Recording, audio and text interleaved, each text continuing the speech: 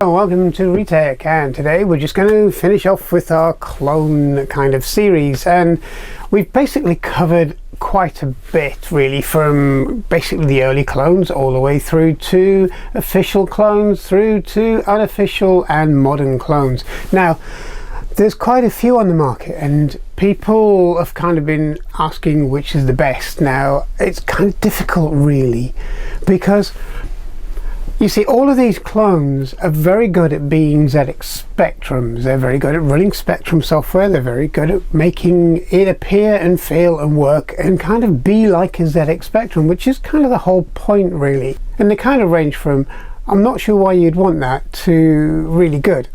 And they've all got different feature sets. Now, it's very hard to kind of pick a clone that everybody's going to say is really good. It's really difficult to pick a clone that everyone's going to agree with me on, to be honest. But I'll run down some of the things on these clones that I think are worthwhile. For a starter, there's a big kind of lump of clones behind me, okay? And for a starters, they all do one thing. They are ZX Spectrums 48 or 128. A lot of them will run the +3 software and so on, but you know, to do the +3 any justice, you really do need a disk drive that is compatible if you want to be authentic.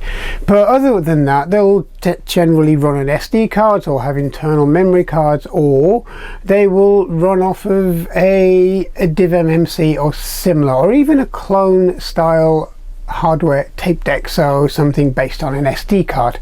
Now we're going to make a start with the ZX Pico.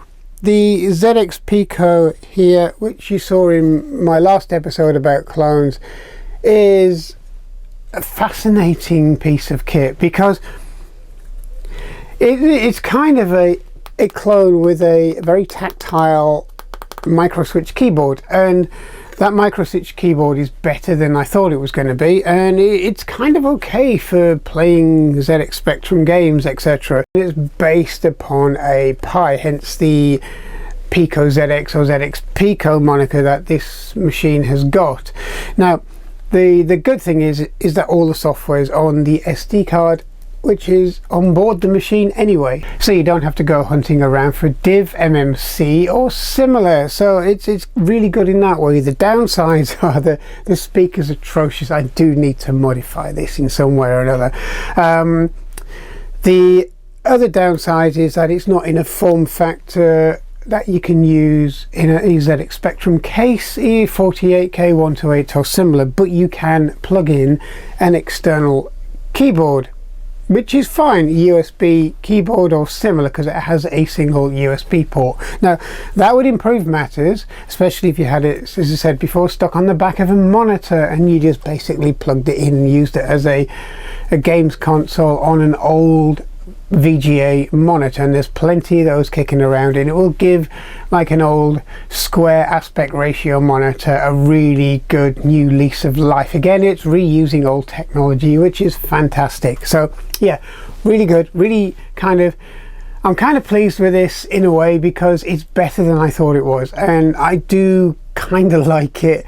But it wouldn't be my first choice of clone. It would be one that I would use occasionally, and that's only because I do have a spare monitor which I can sort of glue this to the back of, or hot glue it, or screw it in, or put it in a project case, etc. So yeah, that's the ZX Pico. Overall, it's very cheap, very easy to construct, and very useful. So yeah, it's good, but it's not my first choice.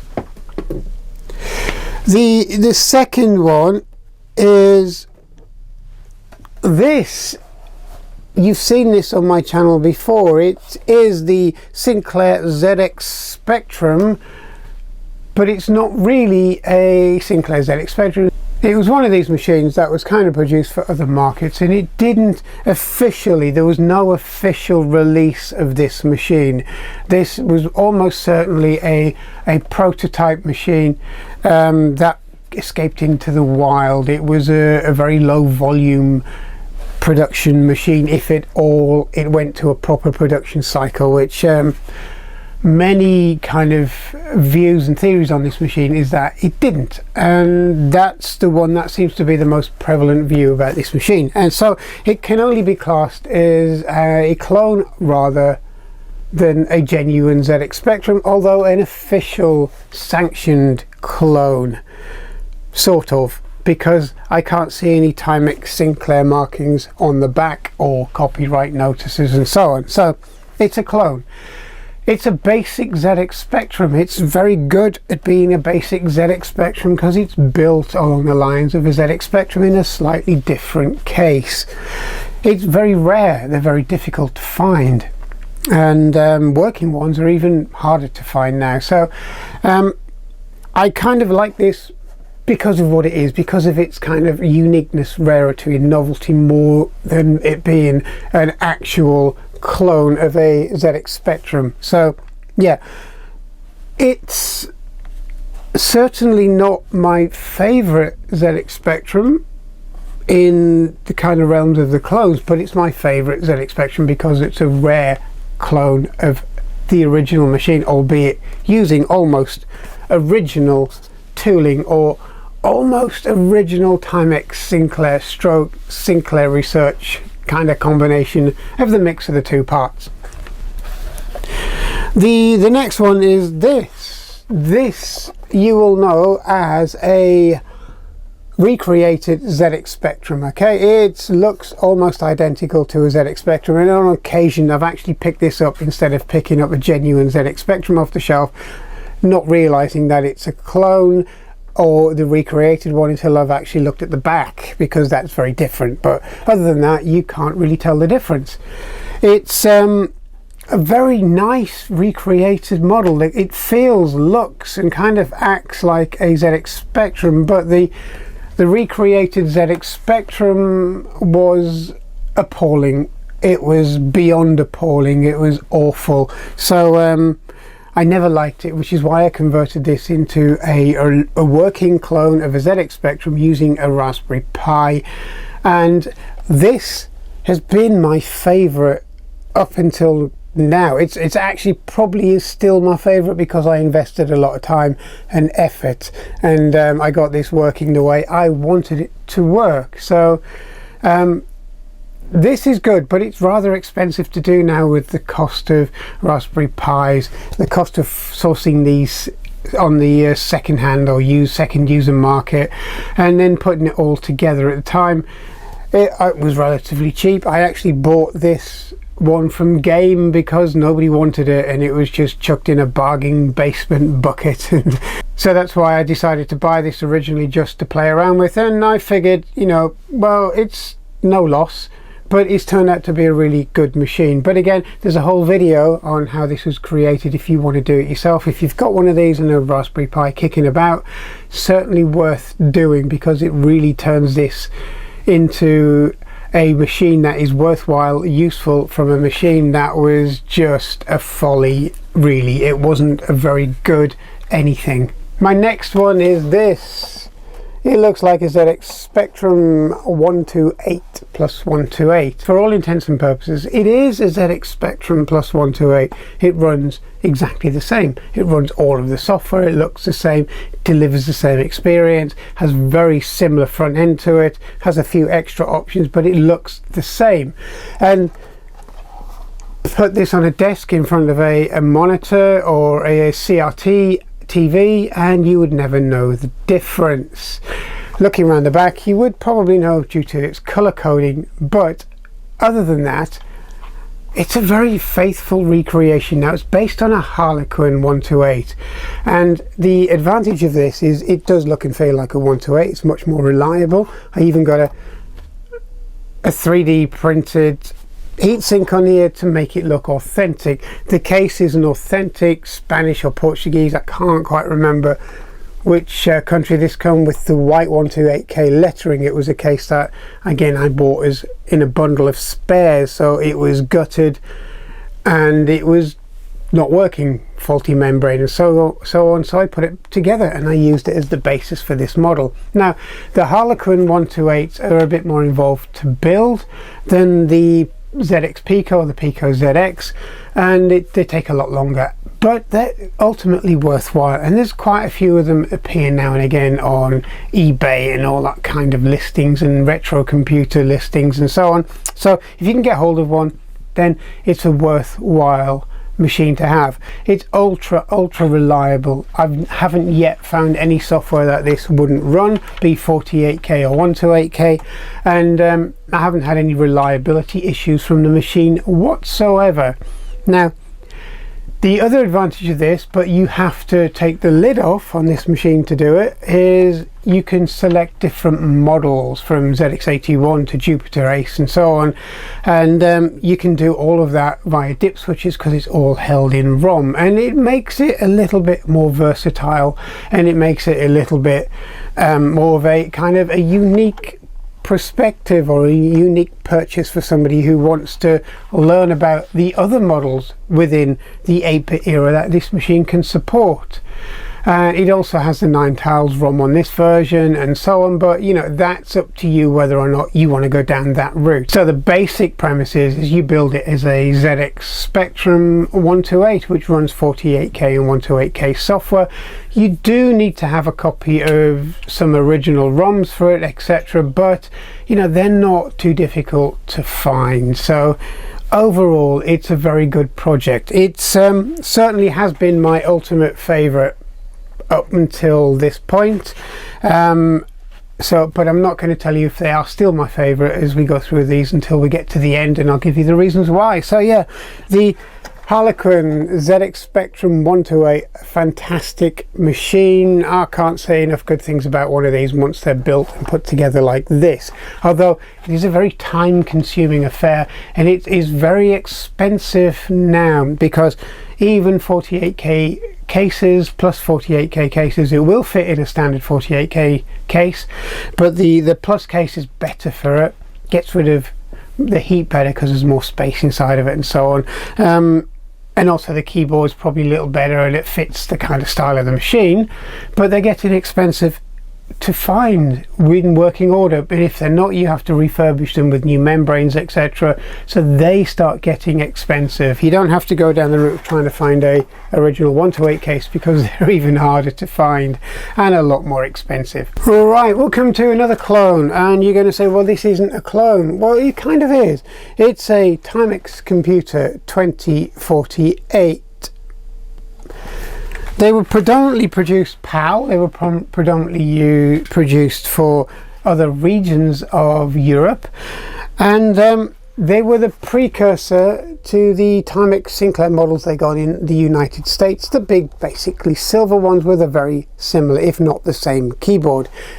The only difference is these are virtually 100% compatible with a ZX-ESPectrum 48K model with a built-in joystick port, and also an on-off switch already built into the machine, which is something that Sinclair never ever did with these models. Okay, they are hardware compatible. You can see it's got a div MMC on the back as well. The keyboards, and they're a step up from the rubber keyboard. In fact, they're not too bad to type on. They're a little bit better than an Oric 1 keyboard because the keys are physically bigger and they're nicer spaced out, to be honest. I've had this for quite some time. They are very rare now. They are very, very rare, and there are different versions of this machine. Now this machine is quite weird because it's got nothing stamped here, which kind of makes me think again it was another escapee, but this one is made in Portugal for that market, so it's very nice. There are different versions of it. There are different speakers. Some have a beeper speaker, some have a standard speaker. There are different revisions of the motherboard inside and so on, so I can't say that every single one is going to be exactly like this or perform in the same way. I have yet to find any real problems with software for this machine, and they do have an advantage of different resolution modes. So these are slightly higher resolution, or can be, and they are generally a very, very good machine, but very difficult to get hold of, and they are a clone. They aren't an official Sinclair Research ZX-ESPectrum, so again it's classed as a clone. So what do I think of this mod? Well, I don't use this one as much as I really should. It kind of gets put to one side, I think mainly because of its rarity, especially in these parts of the world, and mainly because it's something that I can't readily replace if something really goes wrong with it, but it hasn't yet. But you know, you never know with these things, so it gets used kind of sporadically. Okay, but it's a very, very good machine, and it's one that really, if you can get hold of one, try and get hold of it, because it really does add a slightly different perspective on what the ZX-ESPectrum could have been before they brought out the plus range with that keyboard, which wasn't brilliant, but this actually feels better. But there you go. Anyway, that's my opinion. This is what the 48K ZX-ESPectrum could have evolved into. Okay, so the next one is this. Okay, so this is a 48K ZX-ESPectrum Plus. It kind of looks like one, it feels like one, it acts like one, it works like one, but it's another Harlequin model. This is one of the original Harlequin boards, and again, it was quite involved to do. You do need some ROMs, etc. You did for this version, and it was a quite slow build on this one because it was one of the first, but in saying that, it was my favorite build for a long time. It has been so reliable, runs all the software you could ever want to run on it. In fact, I haven't found anything that really doesn't work on it. From basically the software that I use. You may find software from all of these clones that don't run on them, because I can't go through every one of the 3,000-4,000 titles that were ever produced for these models. It's a nice clone. Again, it's one of those machines that you would never know it wasn't a genuine ZX-ESPectrum, especially in one of these cases. But they were relatively expensive when you think about it. I think they were about £100 or £115 for everything that you needed, and that's not including the case and so on. So at the time it was really cheaper to buy a genuine ZX-ESPectrum, but now it's not so much the case. So if you want to build one of these, there are more up-to-date kits out there, let's say, and they're a little less involved to put together, but you will still need a working keyboard and case and membrane and so on. So it's kind of one of those things. Do you go for this, or do you go for the 128K version? Now, at the time, the 128K version wasn't available when I did this, so that's why I got the 128 version as well, but I have had no problems with this. It's been a very good clone, and the thing is with this and the other Harlequin is they will last for another 30 years, which will mean that people a little bit further down the line will be able to experience what a ZX-ESPectrum was all about, because I'm not so sure if there's going to be very many of them running in 30 years time. So yeah, very good clone, very reliable, very compatible. Again, nice machine to build and to use. Next we come to this. It is SiZif 512, and it's in a yellow, very yellow case. The case has to be modified. You have to modify it enough to get to the SD card. You have to modify it enough to get to introduce some ports at the back, because they're in slightly different places, especially for the selection keys or switches, and then you have to put it into your own case. Now, I decided on a very yellow 48K case, the original case, because it seemed to suit the board. The SiZif is basically a clone of a ZX-ESPectrum, and it's a half board as well. It's a very tiny board, and it basically makes it look like there's hardly anything in the ZX-ESPectrum's case. Now, this is a very good clone. I was very surprised at how good this machine is. I quite enjoyed using this, and from the video that we did on this machine, you can see why, because once it's put together, it's a very usable, very nice, very software compatible machine. And again, it is very compatible with the vast majority of Sinclair Spectrum titles that are out there, so you're not going to really have much of an issue basically putting software onto this. Now, the only thing I will admit to not trying is any peripherals on the back. I kind of don't do that with these style clones, mainly because if it's got a built-in div MMC, then I'm not really going to have an issue with it, to be honest. So This has also got a built-in joystick port as well, which means you don't really have to put anything on the back. They run on standard barrel jacks on standard power supply units or similar. Get a new one, and these are very, very good clones, and they're not that expensive. The board itself isn't very expensive. You do buy them generally in kit form and you put them together yourself, but there are a few people out there who've built them and are selling them. But again, that's a little bit more of an expensive way of doing it because you're paying for the person's time. But at the end of the day, it's still relatively inexpensive. But by the time you've got the case, the membrane, the faceplate, the keypad and so on, it is actually a lot more cost effective even now to go and get yourself a genuine ZX-ESPectrum, but you won't have the reliability problems that you will with an older classic machine. And with this is going to be totally reliable for a very long time to come.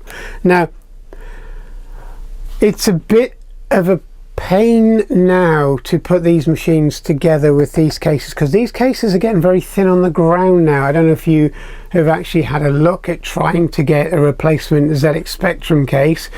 They're getting harder and harder to find. I kind of think that they only did a certain run of these cases because of the molding, and also a certain runs of the keyboard mats and faceplates, and then once they're gone for good. So they're getting a little bit more difficult to put together now.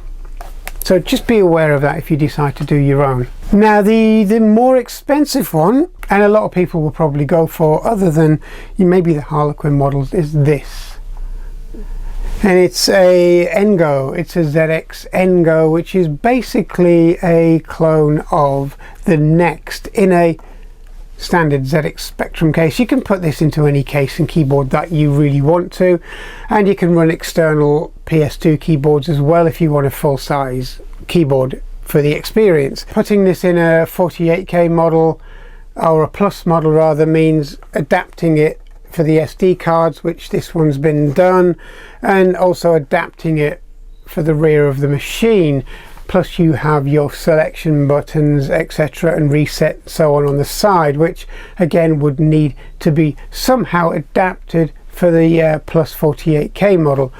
There are different keyboards and cases out there, 3D printed cases with tactile full travel keyboards, but then you start kind of bulking up the price. It starts to get expensive, because these completely done like this, they're over £250. So you're kind of investing a lot really in one of these machines if you really want to go down that route. So you have to be, it's not a whim, it's not a I'll buy a SiZif 512 or because they're relatively inexpensive. This is less of an impulse buy. This is a buy that you would really want to purchase, because by the time you've got everything for it, you're kind of getting into the realms of quite an expensive machine. Now, it is Spectrum Next compatible. It is fully Spectrum Next compatible. It will still run your standard 48K, 128K software and so on,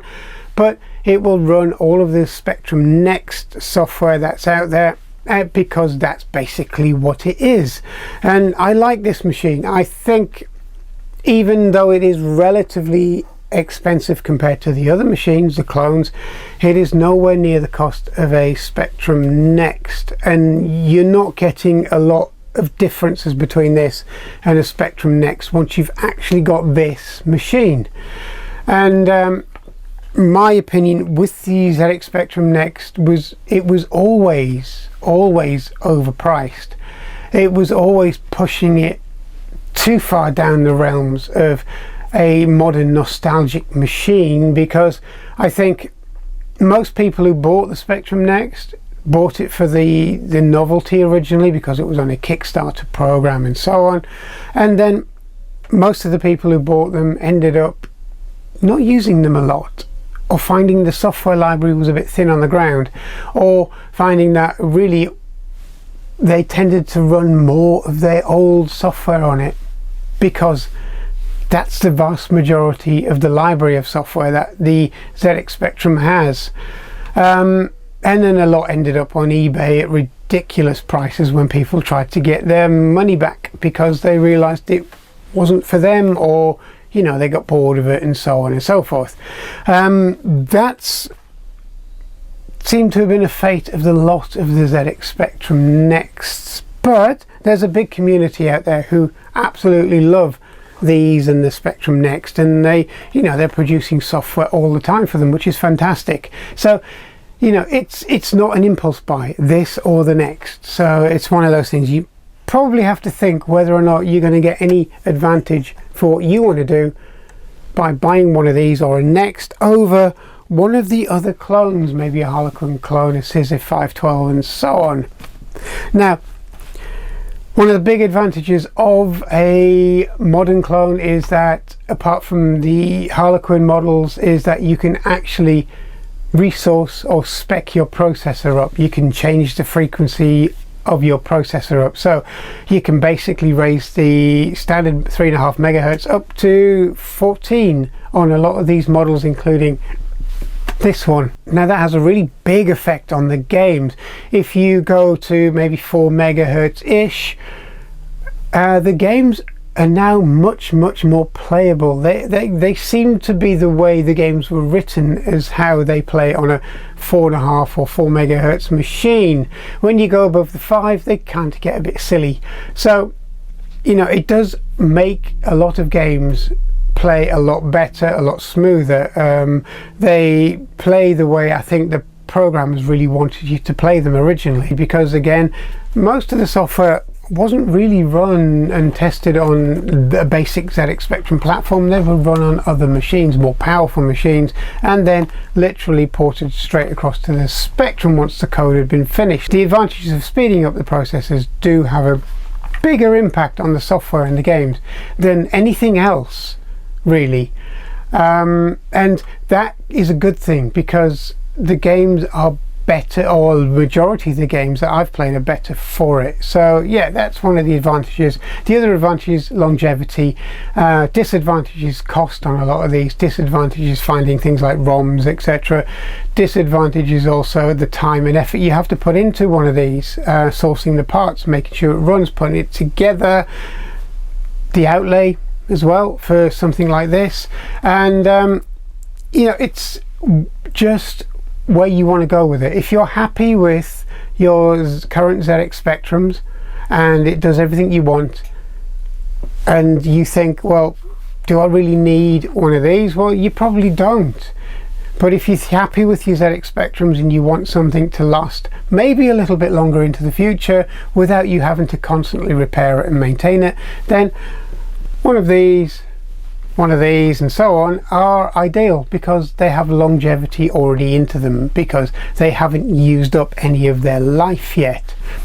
So my kind of ultimate conclusion on these models are: buy them if you want to extend the life of your machine going forward. Buy them if you want to do something slightly different, you want to see a more modern take on the machine. And buy them if you want something a little bit more plug and play, such as my version based on a recreated ZX Spectrum with a Raspberry Pi internals, because it's just plug it in and off you go. Everything's on board, you don't have to worry about it. Okay, there's no software, no tapes, no cassettes, nothing like that to worry about. So it does make things convenient. My absolute favorite one is really difficult to say, because my absolute favorite one has been for a very long time the Harlequin, and it's been the Harlequin because it's just been so reliable, and I can do more with it in terms of using it for separate models such as the Jupiter Ace and so on. But in saying that, the machine that has actually kind of usurped it a little bit is the NGO, because the NGO is a very well put together, very well thought out machine. It does everything that you want it to do. It's a little bit more costly, but if you search around and you buy it complete, which you can do, then it's a machine that just gets shipped and delivered. You use it, you play with it, you do what you want with it, and that's it, it's done.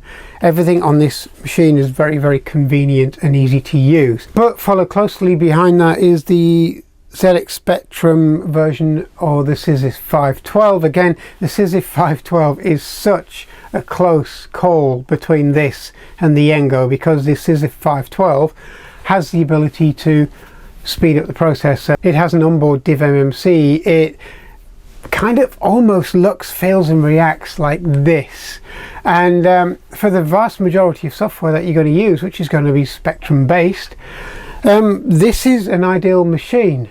It's not going to cause you any problems, it's not going to have major compatibility issues and so on, and it's a nice machine to use. So if it was down to cost, it would definitely be this. This is the best value one that you can get at the moment.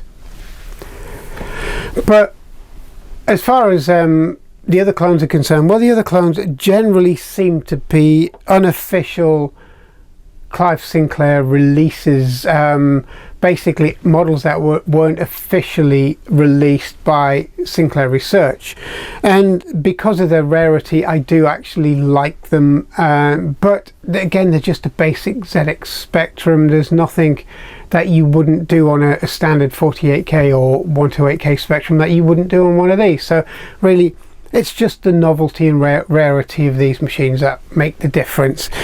The one that gets used the most, paradoxically, after saying all that, is my clone that I built ages ago based on a Raspberry Pi.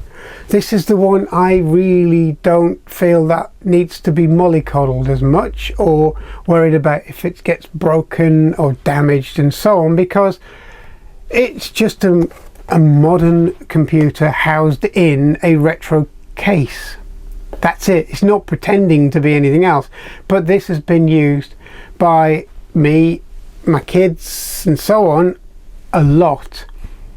You know, if they want to have a quick game on something, it's HDMI and power, and that's it. You're done. There's no messing around with power cords, extension cords, plugs and everything else that goes on with it, and you just basically select your game and off you go, and that's it. It's done. You're ready to play. So ultimately, this is the most used machine that I've got as far as clones are concerned, but ultimately it's the NGO, which is probably my most favorite, and it's very close between all of the modern clones. So again, there is very little to choose between the modern clones, because most people would like a modern clone because it makes it convenient. Most people like a modern clone because it's going to last longer. Most people like a modern clone because they don't have to deal with cassettes and so on. So any of the modern clones would be a boon to anybody who really wants a reliable and cost-effective ZX-ESPectrum. So there you go. There's a complete kind of rundown of my clones up to date concerning the ZX-ESPectrum range. So anyway, I hope you've enjoyed this. It's been a bit of a monologue, but again, I'm just trying to put it out there so you can make your own choice against which machine is going to be best for you. So anyway, thanks a lot. I hope you subscribe, please, and I'll see you soon. Thank you. Bye bye.